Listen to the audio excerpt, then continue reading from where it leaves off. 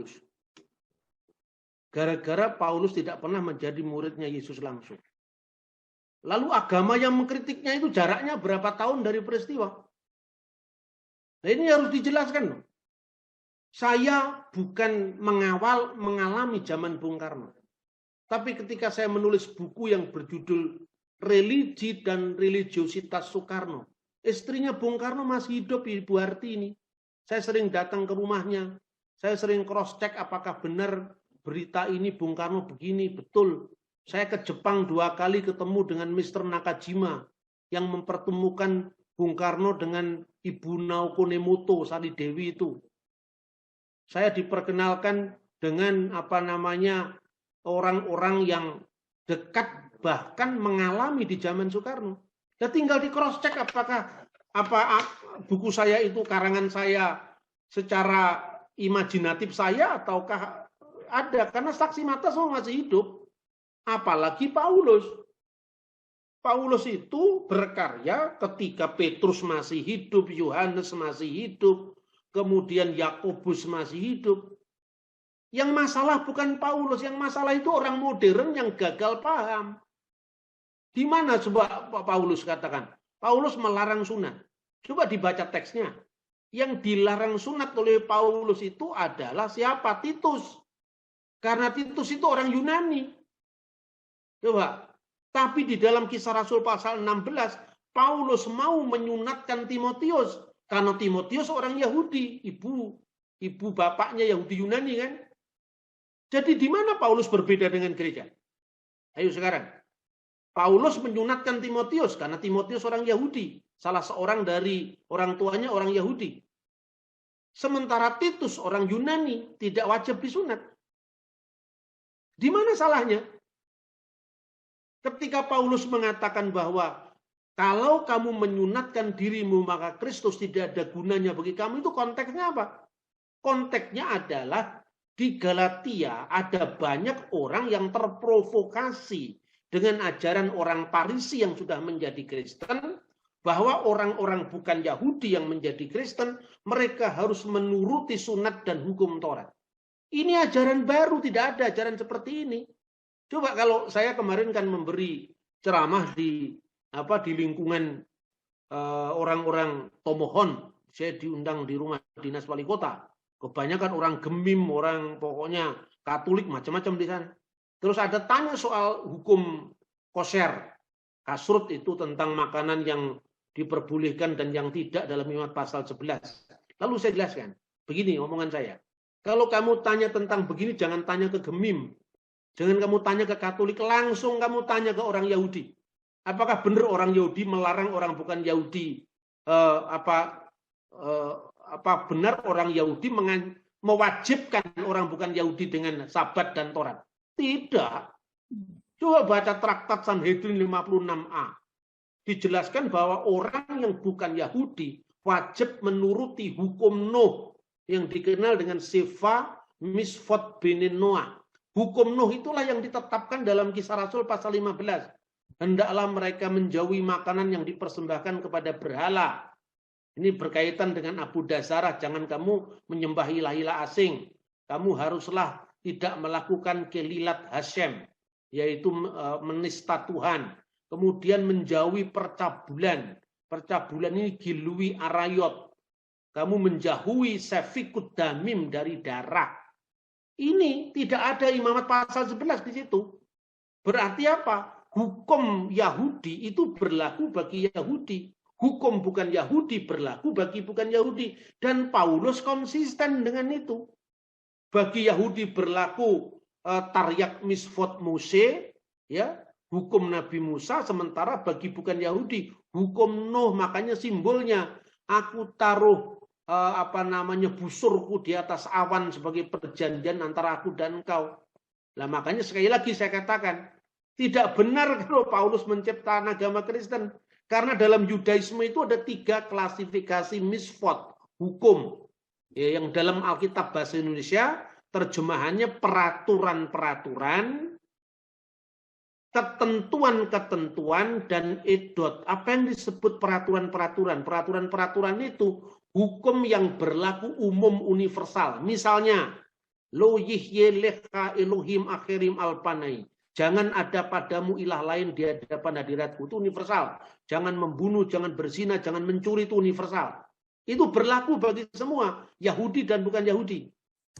Yang kedua, yang disebut peringatan-peringatan, idot. Misalnya, dilarang makan daging dari pangkal paha. Itu apa? Kenapa dilarang daging dari pangkal paha dilarang? Ya, karena orang Yahudi disuruh belajar dari nenek moyangnya yang namanya Yakub. Yakub ketika bergulat dengan seorang malaikat Tuhan yang dalam bentuk manusia itu, dia begitu gigihnya berjuang untuk memenangkan pergumulannya itu. Makanya dia menang tapi kakinya dipukul oleh malaikat tadi. Ketika orang Yahudi disuruh belajar dari edot itu, peringatan-peringatan itu, ingatlah. Ketika kamu melihat daging dari pangkal paha, ingatlah perjuangan yang gigih dari nenek moyangmu Yakub. Lalu saya bilang, kalau nenek moyangmu Korompis, nenek moyangmu itu adalah buta galung yang tidak ada kaitannya dengan Yahudi kan? Simbolnya juga berbeda. Jangan kamu makan daging bersama susu induknya, itu apa? Tekanannya apa? Jangan kamu menyerupai orang-orang Kanaan, karena itu simbol Dewi kesuburan. Kalau konteks itu kan berbeda, itu tidak berlaku bagi bukan Yahudi. Sabat tidak berlaku bagi orang bukan Yahudi, karena itu orang Yahudi punya hukum sendiri yang disebut Sabat Goi, di mana orang-orang bukan Yahudi dipekerjakan pada hari Sabat, karena pada hari Sabat mereka tidak boleh bekerja. Baru yang ketiga itu namanya hukim. Hukim itu artinya apa? Hukum tanpa alasan. Pokoknya kamu taat itu ketentuannya. Salah satunya tidak boleh makan babi. Tapi lupa. 3 sebelumnya kamu makan. Yaitu onta, kelinci, pelanduk dimakan. Berarti kalau mengatakan kami lebih setia pada Taurat, sama-sama tidak setianya kalau ukurannya begitu. Kamu makan onta, makan cumi-cumi, makan udang, makan kelinci, sate kelinci malah jadi favorit. Itu semua tidak boleh. Bukan karena tidak ada cacing pitanya, karena memang itu dilarang. Karena dilarang jangan dimakan bagi Yahudi. Bagi yang bukan Yahudi boleh, karena terikat hukum no. Makanya kenapa tidak boleh makan babi? Tidak ada alasannya, meskipun ahli-ahli Yahudi sendiri cari alasan. Misalnya, Philo dari Alexandria, itu hidup pada abad pertama Masehi, lahir tahun 20 sebelum Masehi, meninggal tahun 50 setelah Masehi. Dia mengatakan apa? Kenapa babi dilarang? Karena ini binatang yang paling enak yang ada di muka bumi bagi yang memakannya. Bagi yang memakannya berarti dia tidak makan. Tapi menurut informasi yang makan itu yang paling enak. Tujuannya apa yang enak-enak dilarang? Karena Eksodus bisa gagal kalau itu dimakan sama Yahudi.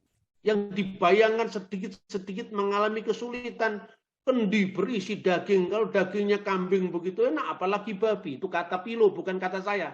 Anda cross check sendiri di bukunya Philo of Alexandria, dalam bukunya The Special Law, buku keempat. Itu tulisan orang abad pertama, itu orang Yahudi. Yang kedua ada lagi rabi yang menjawab gini, kenapa babi dilarang? Karena sulit untuk menandai kesulungannya. Padahal anak yang sulung itu selalu dipersembahkan kepada Tuhan. Sapi anaknya 2, gampang yang sulung mana, yang bungsu mana. Kalau babi anaknya 11, sulit menandai yang sulung. Itu yang dilakukan oleh orang Yahudi. Tetapi orang Yahudi tidak memaksakan itu kepada orang lain.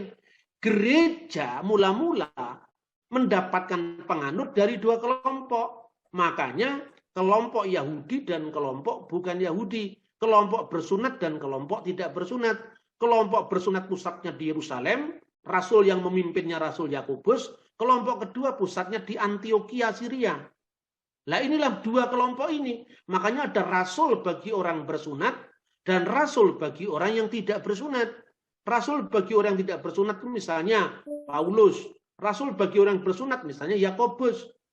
Nah di antara orang-orang yang bersunat ini masih ada 2 lagi.